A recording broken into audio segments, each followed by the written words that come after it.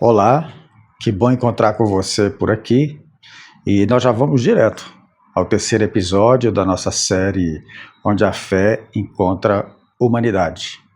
E hoje eu quero conversar com você, sempre, como nós já dissemos aqui, a partir de João 1,14, que são os fundamentos da identidade da nossa comunidade do caminho. E hoje eu quero falar com você sobre a fé que habita a vida das pessoas. Quero iniciar lendo um trecho do livro Decepcionado com Deus, do Filipe Yancey, na página 97. Acompanhe comigo, por favor. Imagine que houvesse um rei que amasse uma moça humilde. Principia uma história de Kierkegaard. Não havia rei como ele. Todos os estadistas tremiam diante de seu poder. Ninguém ousava pronunciar uma palavra contra ele, pois ele possuía a força para esmagar todos os oponentes. E ainda assim, esse poderoso rei derreteu-se de amores por uma moça humilde. Como podia declarar seu amor por ela? Por ironia, sua própria realeza deixava-o de mãos amarradas. Caso trouxesse-a ao palácio e coroasse-lhe a cabeça com joias e vestisse-lhe o corpo com vestes reais, certamente ela não resistiria. Ninguém ousava resistir-lhe. Mas ela o amaria? É claro que diria que o amava, mas amá-lo-ia de verdade? Ou iria viver com ele, temerosa, secretamente se lastimando pela vida que havia deixado para trás? Seria feliz ao seu lado? Como ele poderia saber? Caso ele fosse na carruagem real até a cabana dela na floresta, com uma escolta armada, balançando imponentes estandardes, isso também a atordoaria. Ele não desejava uma súdita servil, desejava alguém que a amasse ou que o amasse uma igual. Desejava que ela esquecesse que ele era rei e ela era moça, humilde, e que deixasse que o amor partilhado vencesse o abismo existente entre eles. Pois é somente no amor que o desigual pode ser feito igual, conclui Kierkegaard. O rei, convencido de que não poderia fazer a moça melhorar sua condição social sem reprimir sua liberdade, decidiu rebaixar-se.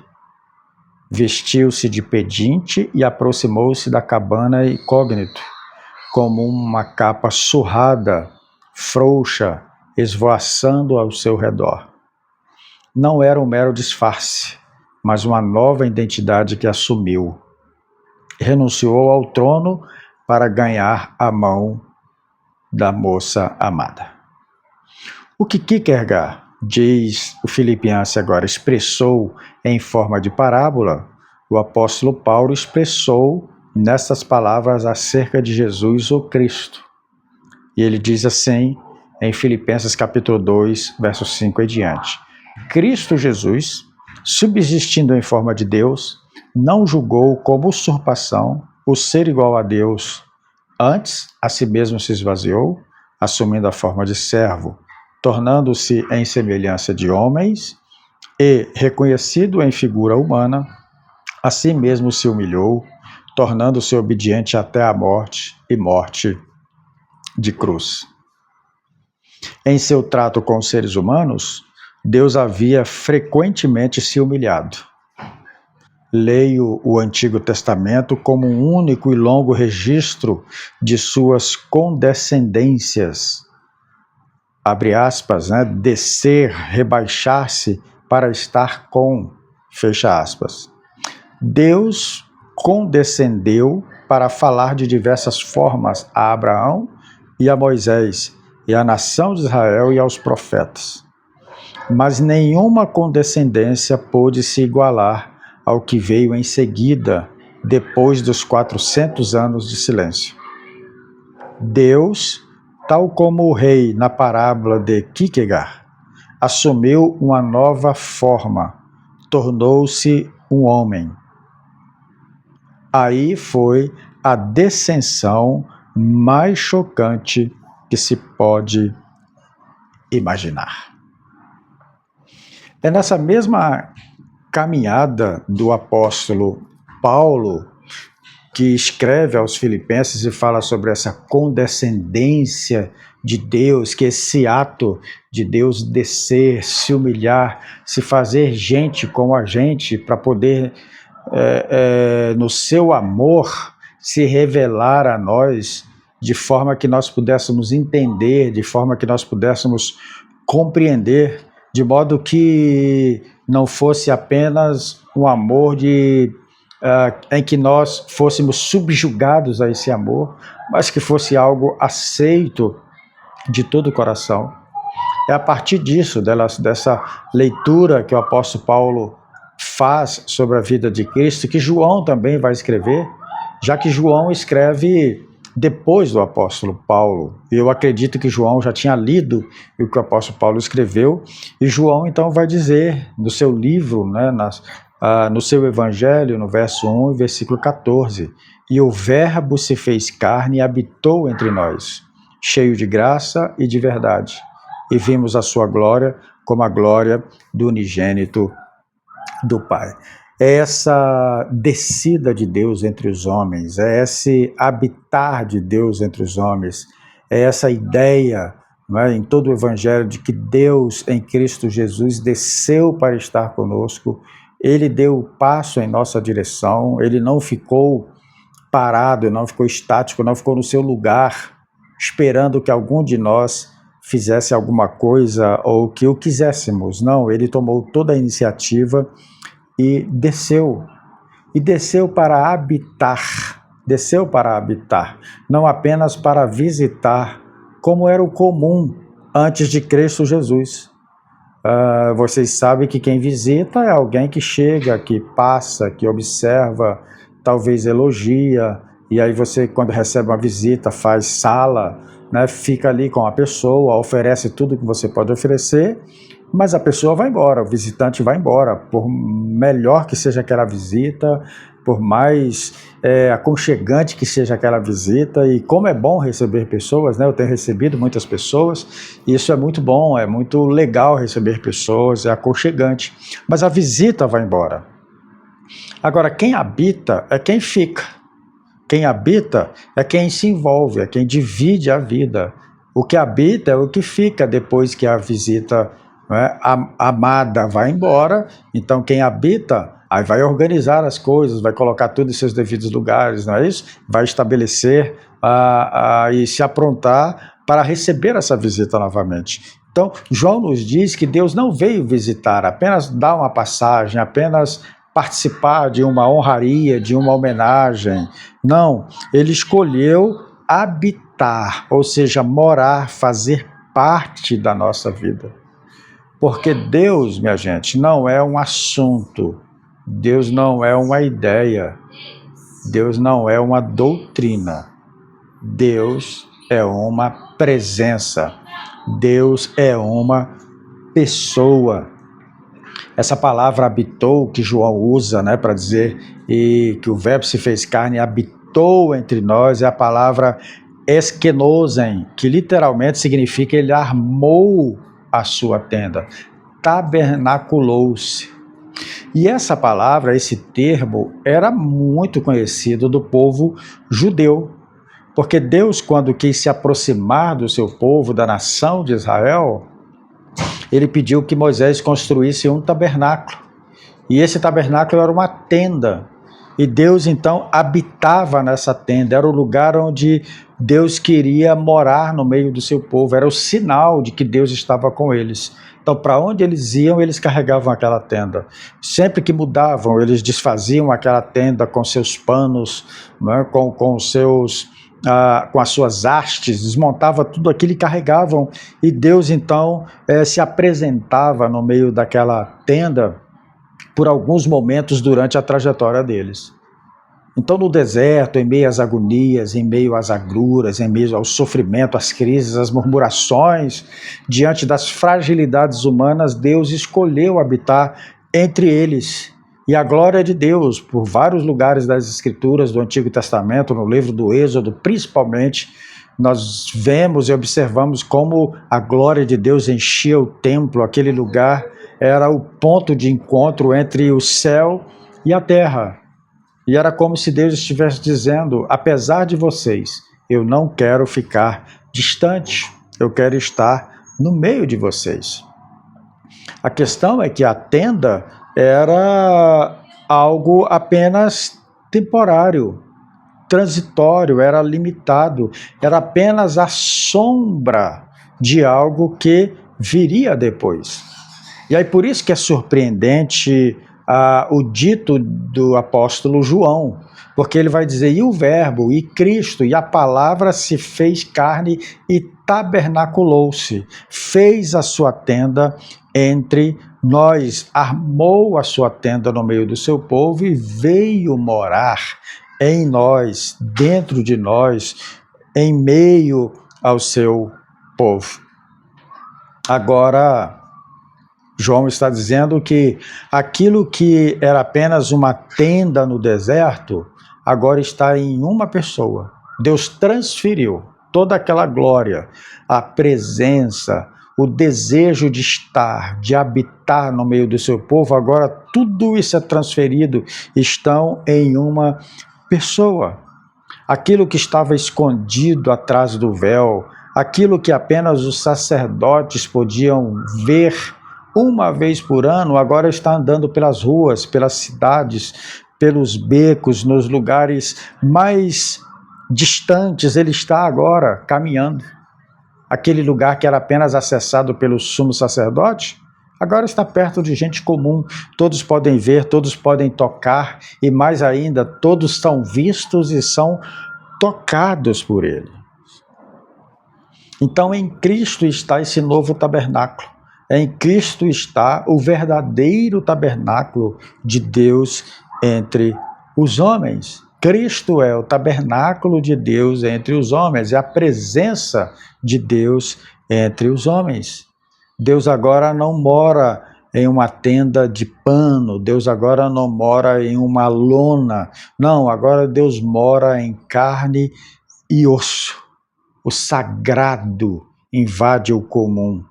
É Deus entrando nas ruas, é Deus caminhando nas cidades, é Deus sentando à mesa com o rico, com o pobre, com o saudável, com o leproso, é Deus caminhando com o fariseu, é Deus sentando à mesa com o humilde, é Deus sentando junto com todos aqueles que se aproximavam dele. É por isso que Jesus não veio apenas para nos ensinar sobre Deus, Jesus não veio apenas para falar sobre Deus, ele veio como a presença de Deus viva, a presença de Deus em forma humana, vivendo entre os humanos. Jesus veio mostrar que a presença de Deus não estava apenas nos relâmpagos, na fumaça, nos trovões, não apenas em tudo aquilo que era aparente, aquilo que assustava, eles não podiam se aproximar. Agora a glória de Deus está estampada, está visível, está encarnada, a glória de Deus está sendo experienciada por cada pessoa, na compaixão de Jesus, no toque de Jesus, na acolhida de Jesus, na cruz de Jesus, na vida de Jesus está expressa toda a glória de Deus. Então é salutar que a gente entenda isso. Jesus habitou no meio da vida real. Então quando diz a Bíblia que o verbo se fez carne e habitou, não é apenas que ele experimentou de modo superficial, é que ele entrou na vida profundamente. Ele viveu de fato todas as realidades e todas as experiências. Ele esteve presente em todos os momentos da vida das pessoas, ele viveu esse cotidiano. Isso é importante para nós. Nós temos como identidade, como DNA da nossa fé, essa fé que encontra humanidade, a fé que acontece na vida comum, não apenas no templo. E eu não estou dizendo que ela não acontece no templo, acontece, não apenas no culto, ela acontece no culto também, não apenas na oração, é lá que ela acontece, principalmente quando isso é feito e realizado por meio de pessoas que são o verdadeiro templo. É claro que acontece, mas no real, no cotidiano, isso acontece na mesa da família, no trabalho, nas conversas, nos encontros. O que a Bíblia quer nos ensinar é que nós não podemos transformar o templo no lugar da visitação de Deus, da presença de Deus, o lugar da habitação de Deus. Não. O templo, seja ela qual for, o mais humilde, seja uma casa, seja um templo suntuoso, seja o templo de Jerusalém, ou seja um pé de árvore de abacate onde as pessoas estão habitando, não faz a mínima diferença. Não faz a mínima diferença. A diferença são as pessoas habitadas pelo Espírito Santo de Deus. Isso é tão profundo e tão sério que João, quando escreveu o seu evangelho, logo depois ele escreve algumas cartas. E nessas cartas ele faz recomendações severas e que são alertas para a nossa vida de fé, para a nossa experiência com Cristo. Veja o que ele diz em 1 João, capítulo 4, verso 2, ele diz assim: vocês podem reconhecer o Espírito de Deus deste modo. 2 pontos. Todo espírito que confessa que Jesus Cristo veio em carne procede de Deus. Toda pessoa, toda mensagem, toda pregação, toda vida, todo testemunho que confessa, que diz, né, todo ato, toda ação de vida que diz que Jesus veio em carne, ou seja, que se humaniza, esse procede de Deus. Logo depois, na sua segunda carta, 2 João, capítulo 1, verso 7, ele diz assim: de fato, muitos enganadores têm saído pelo mundo, os quais não confessam que Jesus Cristo veio em corpo ou que Jesus Cristo veio em carne. Tal é o enganador e o anticristo. Que interessante isso. Muitas vezes as pessoas ficam preocupadas, né? Quem é o anticristo é fulano, anticristo é não sei o quê, e fica essa discussão, né? As pessoas ficam essa discussão enorme. João está dizendo, o espírito do anticristo, ou o anticristo, está naquele que não confessa que Jesus veio em carne. O espírito do anticristo. O que é o anticristo? É o anticristo, é a oposição a Cristo. Essa oposição a Cristo, né? Ou seja, não se vive humanamente como Cristo viveu. Porque quando você não reconhece a Cristo, você não vive a vida de Cristo. Quando você não reconhece a humanidade de Cristo, você não vive a humanidade de Cristo. Porque é muito fácil explicar que Jesus é Deus. É fácil explicar. Na teologia é muito fácil explicar isso. Agora, o difícil é viver a afirmação de que Deus é Jesus. Aí está a ortodoxia. Ou melhor dizendo, a ortopraxia. A ortodoxia Jesus é igual a Deus. Ortodoxia. Ortopraxia, Deus é igual a Jesus. E eu tenho que encarnar isso. Deus estava em Jesus, no jeito de viver, na humanidade que ele assumiu. E esse é o fundamento da nossa fé. Então, Deus habitou entre nós por meio de Jesus Cristo e não veio apenas para ser admirado. Que é isso que eu estou acabando de colocar para nós aqui. Ele veio para ser recebido em primeiro lugar, ele veio para ser seguido e depois para ser revelado através de nós. Então, o Cristo que habita em nós por meio do seu Espírito Santo não é uma teoria, não é uma doutrina. Isso é vida prática, ou melhor dizendo, não é apenas uma doutrina, é vida prática. Isso tem de ser encarnado, a gente tem de viver assim. E eu estou falando para mim e para você. Se a gente não encarnar isso, a vida de Cristo, a nossa fé, ela é uma religiosidade disfarçada. Ela está totalmente alienada do verdadeiro sentido da vida. E a gente pode então perguntar, e quando é que isso se torna visível? Quando é que isso se torna prático na minha vida, na sua vida e na nossa vida? Ora, eu acho que quando alguém escolhe amar, quando seria mais fácil desistir, está aí a humanidade de Cristo.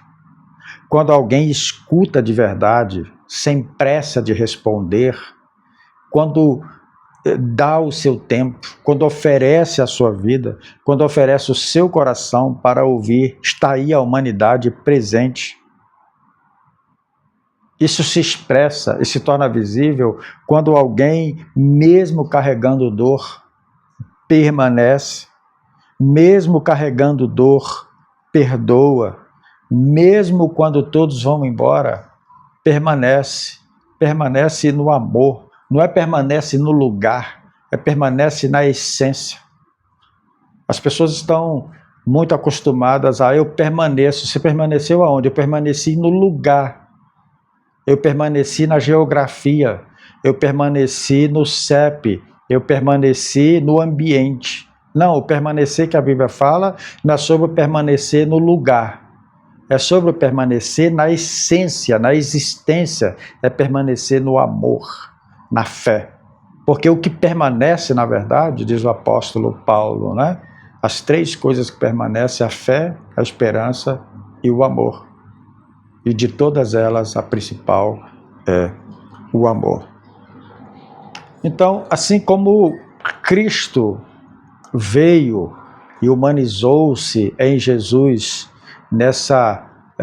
cumprindo essa sombra que até então era a tenda armada no deserto por Moisés e todo o seu povo, agora Deus continua habitando e encarnando na vida de pessoas comuns, e pessoas comuns que vivem de modo extraordinário. E esse é o chamado do Evangelho. Essa é a chamada de Deus para nós. É isso que João está querendo dizer. Não corra no perigo de voltar a colocar Deus em templos, de colocar as pessoas em templos, não. Porque isso é muito confortável e é muito mais confortável ter um lugar onde Deus está do que ter Deus na vida. As pessoas estão querendo um lugar onde Deus está e não querem Deus na vida. Claro, porque um lugar onde Deus está, a gente controla. O lugar onde Deus está, nós organizamos o nosso ritual, nós organizamos a nossa vida, nós organizamos as nossas liturgias, nós mantemos a aparência, nós damos apenas continuidade aos nossos processos de condução um do outro, conforme a vontade de cada um de nós. E assim a gente caminha, porque é muito confortável ter Deus em um lugar. Mas quando Deus habita na vida da gente, quando Deus habita no nosso coração, aí tudo muda. Primeiro porque Ele confronta as nossas atitudes, confronta os nossos pensamentos, confronta as nossas ideias, confronta as nossas religiosidades. Ele transforma as nossas relações, a maneira como a gente vê a pessoa, a maneira como a gente olha para o outro, a maneira como a gente trata o outro. Quando Deus está na vida, isso exige coerência. Coerência entre o que eu digo e coerência entre o que eu faço. Não adianta apenas a gente cantar Deus está aqui, se de fato Ele não é visto na nossa vida, no nosso testemunho, na maneira como nós tratamos uns aos outros. Deus está aqui aonde? No templo? Deus está aqui aonde? Em quatro paredes? Deus está aqui aonde? Neste lugar? Ou Deus está aqui, na minha forma de viver e de tratar os outros? Nunca se esqueça disso. Deus saiu do templo. O véu do templo se rasgou e ele entrou em um ser humano e ele se expressou pela humanidade de Jesus.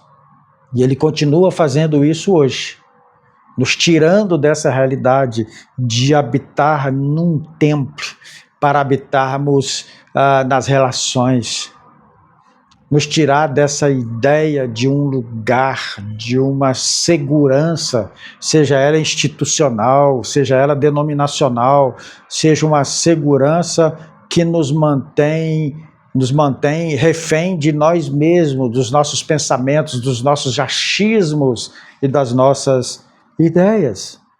Ele habitou entre nós. E essa é uma declaração, mas não apenas uma declaração. Isso é um convite para todos nós. Eu quero finalizar essa nossa reflexão aqui e perguntando a você. E a pergunta não é se Deus quer habitar, porque Ele quer. Ele se encarnou, se humanizou, Ele desceu, a condescendência de Deus em nosso favor. A pergunta é: há espaço em nós para Ele permanecer? Há espaço em mim? Há espaço em você para Ele permanecer? E aí você pode me perguntar, mas como? Na forma como você trata a sua família, na forma como você responde às pessoas, na forma como você vive quando ninguém te vê, na forma dos seus pensamentos, das suas ideias e das suas concepções. Porque, minha gente, no fim, Deus não quer apenas ser visitado no culto, Ele quer habitar na sua e na minha vida. Que Deus te abençoe.